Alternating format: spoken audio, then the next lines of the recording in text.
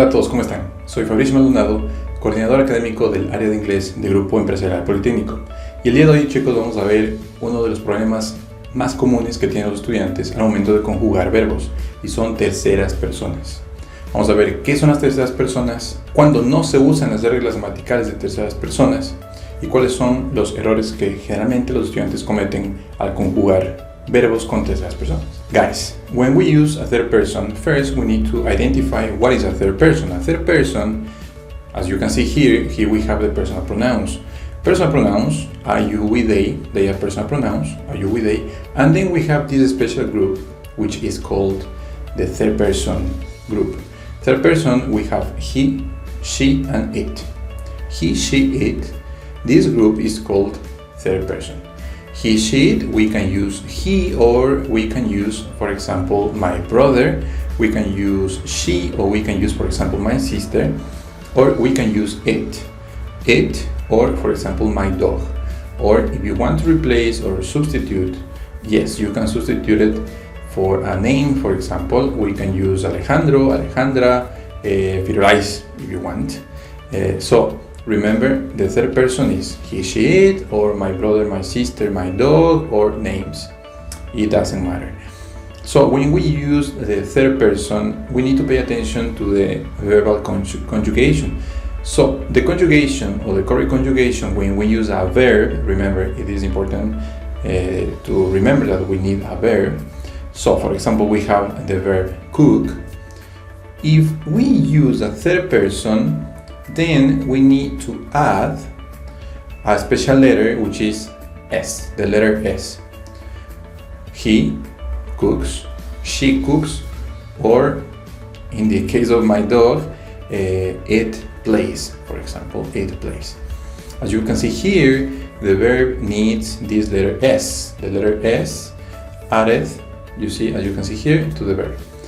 But if we don't have the third person group, for example, if we have I, or you, or we, or they, then it is not necessary to use the letter S. For example, I cook, I study, I play, etc. So remember, if we use the third person form, we need to add the letter S. This is really important when we create sentences using these third person pronouns or the third person group. He, she, it, my brother, my sister, my father. Don't forget to use the letter S. When don't we need to use the letter S? So I'm going to explain you when we do not need to use the letter S. We do not need to use the letter S when we use the negative form of the sentence. For example, remember that in affirmative form we use he cooks, or my father cooks, or Roberto cooks. But when we have the negative form, we do not need to use the letter S. For example, he doesn't cook. As you can see here, we do not need to use the letter S because we are using the auxiliary, or the negative auxiliary doesn't. He doesn't cook. So remember, when we use the negative form, it is not necessary to use the letter S. He doesn't cook. She doesn't cook. It doesn't play. So when we need to use the letter S only in affirmative form. But when it is the negative form, it is not necessary to use the letter S. Another situation when we do not need to use the letter S is when we connect two verbs. For example, we have the verb need is necesitar, and we have the verb work, need, and the verb work.